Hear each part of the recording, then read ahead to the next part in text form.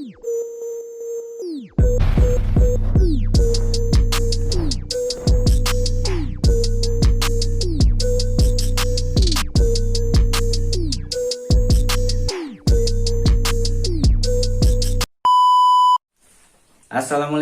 warahmatullahi wabarakatuh. Jumpa lagi bersama saya teman-teman. Masih di channel yang sama ya teman-teman. Channel yang membahas seputar burung lovebird. Nah, di video kali ini yang akan saya bahas adalah tentang lovebird emosi dan lovebird oper birahi. Lovebird oper emosi atau lovebird oper birahi ya. Nah, di konten kali ini sehubungan dengan ini juga sama ya, ada requestan juga dari teman-teman kita semua yang katanya minta dibuatin konten tentang pemahaman lovebird emosi, lovebird oper emosi dan lovebird oper birahi. Nanti kita bahas dari mulai ciri-ciri sampai ke penanganannya ya teman-teman.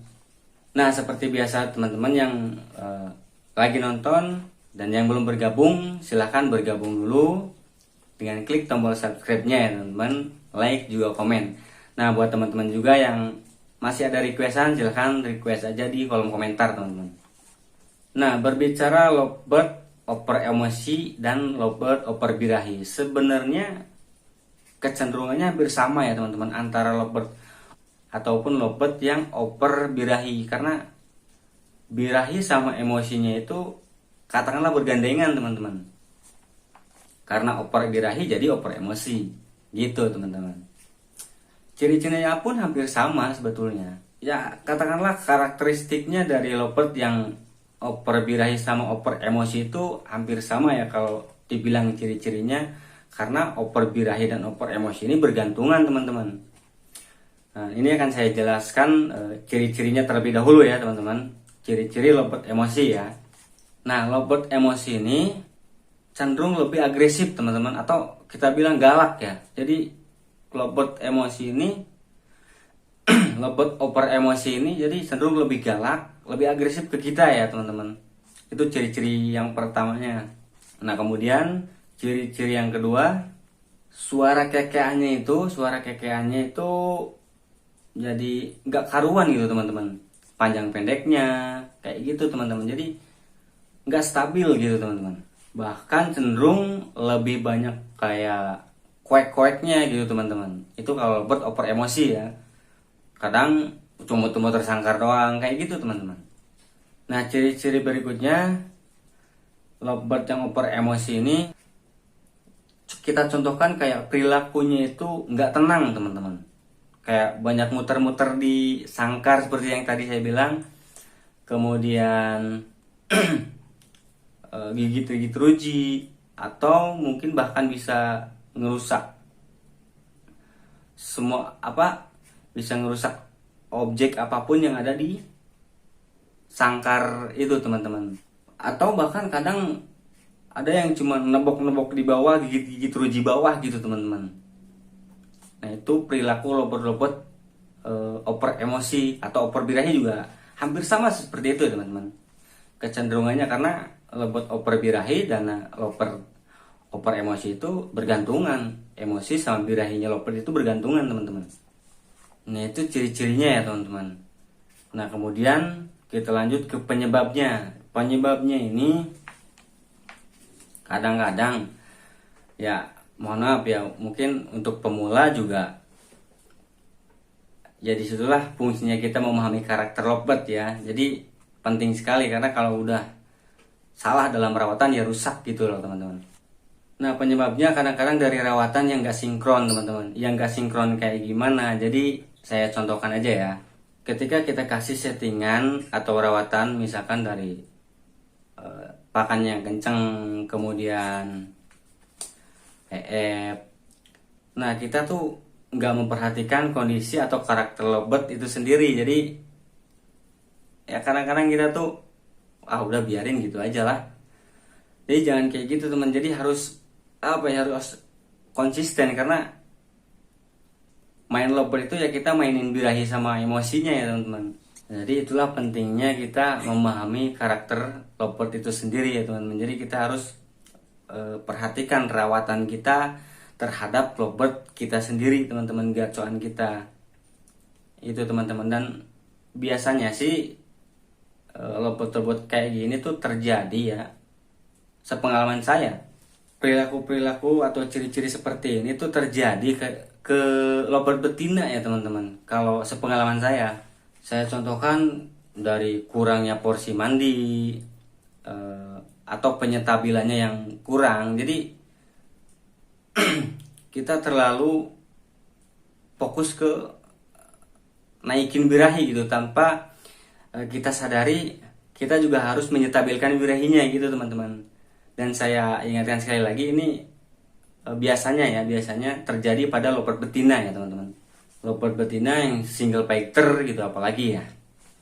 Nah kemudian penyebab berikutnya, lovebird itu jarang ketemu lovebird lain teman-teman. Jadi kadang hanya mendengar suaranya saja. Nah makanya penting sekali untuk kita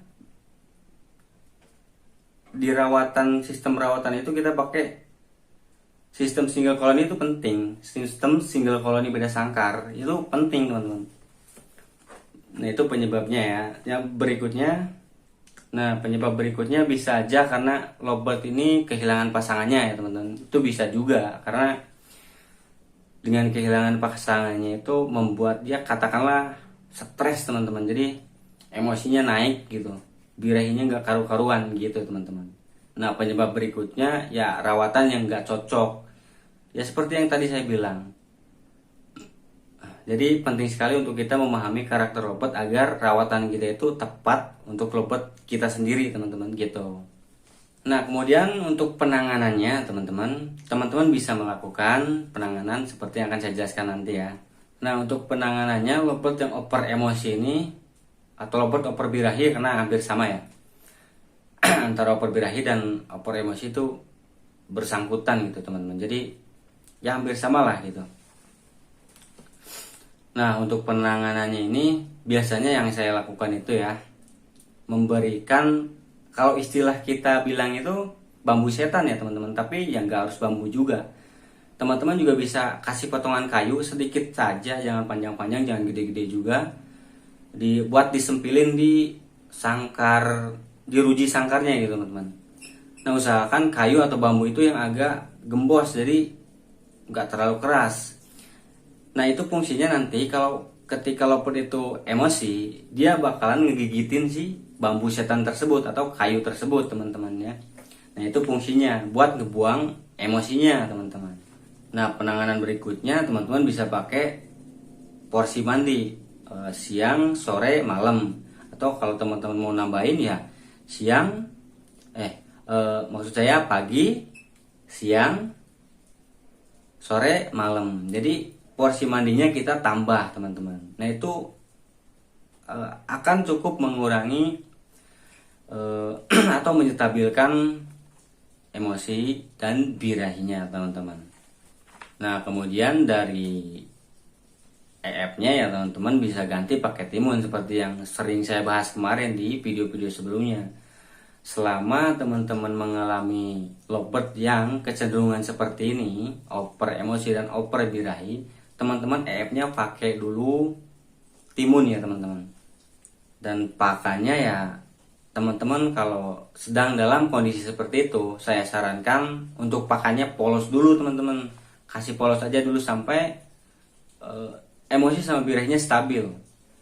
Ya nggak tentu harus seminggu, harus 2 minggu, pokoknya sampai emosinya benar-benar emosi sama birahinya benar-benar stabil gitu teman-teman. Karena lovebird yang stabil, emosi atau birahinya stabil itu ngekeknya enak, nongkrong di tangkringan tuh nagen, nggak loncat sana sini, nggak nebok-nebok kayak gitu teman-teman. Ya memang karena saya juga sering banget yang ngerasain hal tersebut.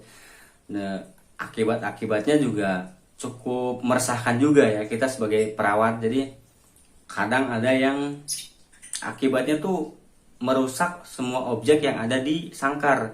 Kalau misalkan kita nggak kasih bambu setan atau kayu tersebut yang sudah tadi saya ceritakan ya, jadi akibatnya bisa numpah-numpahin pakan, ngotorin cepuk minuman, seperti itu teman-teman. Gigit-gigit ruji, kadang tangkringan pun digigitin gitu teman-teman. Nah itu kan membuat kita jadi agak kurang nyaman gitu ya, ngerawatnya juga agak gimana itu, gelisah itu. Tapi tetap teman-teman jangan panik, jangan stres, karena setiap masalah itu pasti ada solusinya. Dan jadikan hobi kita ke lovebird ini sebagai pengubar stres ya, bukan penambah stres gitu teman-teman. Jadi teman-teman tetap aja pokoknya konsisten aja sama rawatannya, karena setiap masalah, setiap kondisi kesalahan apapun pasti ada penanganannya teman-teman. Nah oke teman-teman, mungkin cukup sekian ya teman-teman video dari saya. Mudah-mudahan video ini juga bermanfaat buat teman-teman. Kurang lebihnya saya ucapan mohon maaf. Nah sekali lagi saya ucapkan terima kasih banyak yang udah bergabung, yang udah subscribe. Mudah-mudahan sekali lagi video ini bermanfaat. Saya ucapkan assalamualaikum warahmatullahi wabarakatuh.